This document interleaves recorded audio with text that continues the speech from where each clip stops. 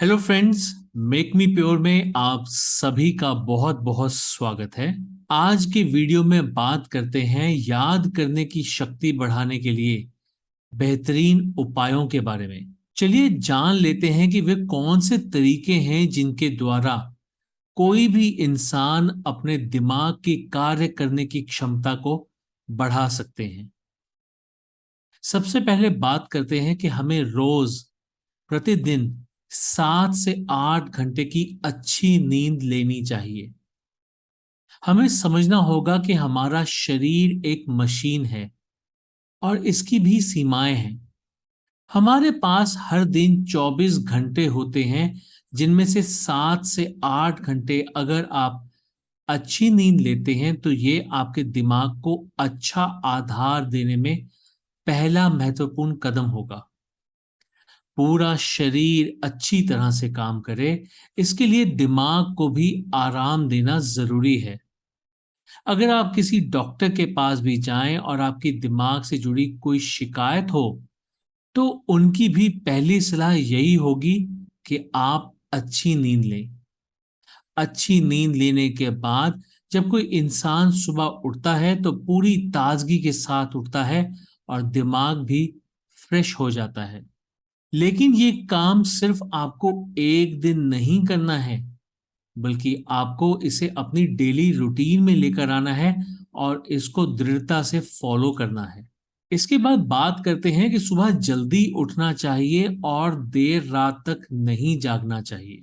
यहाँ जैसे कि हम पहले बात कर चुके हैं कि आपको हर दिन 7 से 8 घंटों की अच्छी नींद लेनी है, लेकिन इसका यह मतलब नहीं है कि आप सुबह 10 बजे तक सोए रहे। देखिए, इंग्लिश में एक कहावत है, early to bed and early to rise makes a man healthy wealthy and wise. इसका अर्थ है कि जल्दी सोने और जल्दी जागने से व्यक्ति स्वस्थ, धनी और बुद्धिमान होता है। इसलिए अगर आप हर रोज 9 बजे से लेकर 10 बजे के बीच में रात को सो जाते हैं, तो सुबह 5 से 6 के बीच में आप सुबह में उठ सकते हैं और आपकी नींद पूरी हो जाएगी। इसके बाद बात करते हैं, कंसंट्रेशन शीट के द्वारा आप अभ्यास कर सकते हैं। जी हाँ, आप मार्केट जाएं और किताब की दुकान में जाकर कंसंट्रेशन शीट खरीदें। ये एक प्रकार की रंगीन शीट होती है जिसमें कुछ डायग्राम बने होते हैं। शीट के ये डायग्राम आपके दिमाग के विभिन्न भागों को एक्टिवेट करने का काम करते हैं। मैंने भी इसका इस्तेमाल किया है और इसके प्रभाव को भी मैंने महसूस किया है। मैंने अपनी पढ़ाई के दौरान अपने कमरे के अंदर दीवार पर इस कंसंट्रेशन शीट को चिपकाकर प्रतिदिन इस्तेमाल किया है। इसके बहुत ही गजब के प्रभाव देखने को मिले मुझे। लगातार आधे घंटे तक इस शीट को देखने पर अलग अलग तरह की आकृतियां नजर आती हैं। जब आप इतनी देर तक उस शीट को देखते रहेंगे तो कई विभिन्न प्रकार की आकृतियां उस शीट में दिखाई देंगी और अंततः ये आपकी कंसंट्रेशन को बढ़ाएगी। इसके आगे बात करते हैं कि अपनी पढ़ाई में या फिर अपने काम में आप इंटरेस्ट पैदा कीजिए। जब आप अपनी किसी पसंदीदा फिल्म को देखते होंगे, तो क्या आप उसकी स्टोरी याद नहीं रखते? बिल्कुल, बल्कि आपको तो बहुत सारे डायलॉग भी याद हो जाते होंगे। क्या आपने उस वक्त फिल्म की स्टोरी या फिर डायलॉग्स को याद करने की कोशिश की थी? जी नहीं। आपको उस मूवी में इतना ज्यादा इंटरेस्ट था और वो मूवी आपको इतनी ज्यादा पसंद थी कि वो आपको ऐसे ही बस देखकर याद हो गई। इस सब की सबसे बड़ी वजह है रुचि। आप उस फिल्म को काफी रुचि से देख रहे थे, जिसकी वजह से आपको बिना मेहनत किए हुए उसकी कहानी भी याद हो गई और उसके कई डायलॉग भी याद हो गए।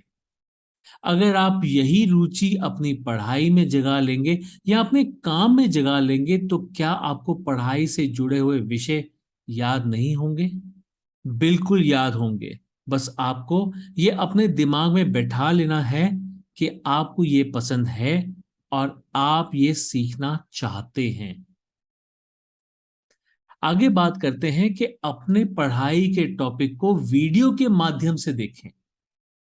मुझे जहां तक अनुभव हुआ है उससे यही पता चला है कि किताब पढ़ने से ज्यादा लोगों को विजुअल्स देखकर किसी टॉपिक को समझना अधिक आसान होता है। जिस प्रकार से पहले हमने आपको बताया कि मूवी देखने से उसकी स्टोरी समझ में आ जाती है और वहीं जब किताबें पढ़ते हैं तो हमें नींद आ जाती है। तो फिर क्यों ना जिस टॉपिक को पढ़ रहे हैं उसे वीडियो के माध्यम से देखकर ही समझ लें। जी हाँ, बिल्कुल ऐसा करने से आपको वो टॉपिक अच्छे से समझ आ जाएगा और याद भी हो जाएगा। चलिए मान लीजिए कि बहुत सारे ऐसे टॉपिक्स भी होंगे जिनके बारे में आपको बिल्कुल कोई वीडियो नहीं मिलने वाली। तो यहां पर आप एक काम कर सकते हैं कि उस टॉपिक को अपनी ही आवाज में बोलकर रिकॉर्ड कर लीजिए और अपने मोबाइल फोन में उसे स्टोर कर लीजिए। अब आप उस टॉपिक को पढ़ें और जब जरूरत पड़े उसे सुन लीजिए। इसके आगे बात करते हैं विजुअलाइजेशन यानी कि दृश्य की रचना करें। क्या आपने अपने बचपन के समय में कभी अपने दादी या अपनी नानी से कहानियां सुनी हैं? जब हम बचपन में होते हैं और कहानियां सुनते हैं तो सिर्फ सुनकर ही उसे विजुलाइज कर लेते हैं। जी हाँ, बिल्कुल एक फिल्म की तरह ही हमारे दिमाग में उसकी फोटो बनने लगती है। इस वजह से वो कहानी जो हमें हमारी दादी या नानी ने सुनाई थी वो भी अच्छे ढंग से याद हो जाती है। जब भी कभी उस कहानी को याद करते हैं या फिर दूसरों को बताते हैं तो वही दृश्य वापस लौटकर सामने आ जाते हैं। इसी को हम विजुअलाइजेशन कहते हैं। अगर आप आज के समय में इस विजुअलाइजेशन तकनीक का उपयोग करते हैं तो आपको किसी भी प्रकार के टॉपिक को याद करने में आसानी हो जाएगी, चाहे वो फिर मैथमेटिक्स के फॉर्मूले हों या फिर केमिस्ट्री की कोई इक्वेशन। इसके आगे बात करते हैं कि स्मरण शक्ति बढ़ाने वाली चीजों को खाने में शामिल करें। जी हाँ, ऐसी बहुत सी चीजें होती हैं जिन्हें कि खाने में उपयोग करने से, उन्हें अपने खाने में शामिल करने से दिमाग की याददाश्त बढ़ने लगती है और उसमें बहुत ही फायदा होता है। जैसे कि पत्तेदार हरी सब्जियां, लहसुन, दाल, दही, पत्ता गोभी, फूल गोभी, तरबूज, गाजर, लौकी, चुकंदर इत्यादि। इसके अलावा इन सब में बादाम जरूर खाएं क्योंकि बादाम मेमोरी को बढ़ाने में सबसे ज्यादा फायदेमंद होते हैं। इस विषय पर और जानकारी प्राप्त करने के लिए आप हमारे गिवन नंबर्स पर कांटेक्ट कर सकते हैं या फिर ऑल्टरनेटिवली हमारी वेबसाइट पर विजिट कर सकते हैं। मैं कोशिश करूंगा कि इस विषय पर और भी वीडियोस बनाऊं ताकि आपको और अधिक जानकारी दे पाऊं, ताकि आप अपनी याददाश्त को बढ़ा सकें और अपनी जीवन को अच्छे से जी सकें। तो चलिए आज के वीडियो में इतना ही। आपका हमारे साथ यूं ही जुड़े रहने के लिए बहुत बहुत धन्यवाद। और जो हमसे अभी तक ना जुड़े हों वो हमारे चैनल को सब्सक्राइब जरूर करें।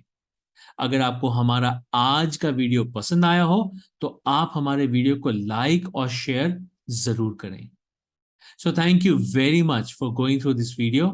Stay happy, stay blessed, stay safe, have a nice day ahead, take care, good bye.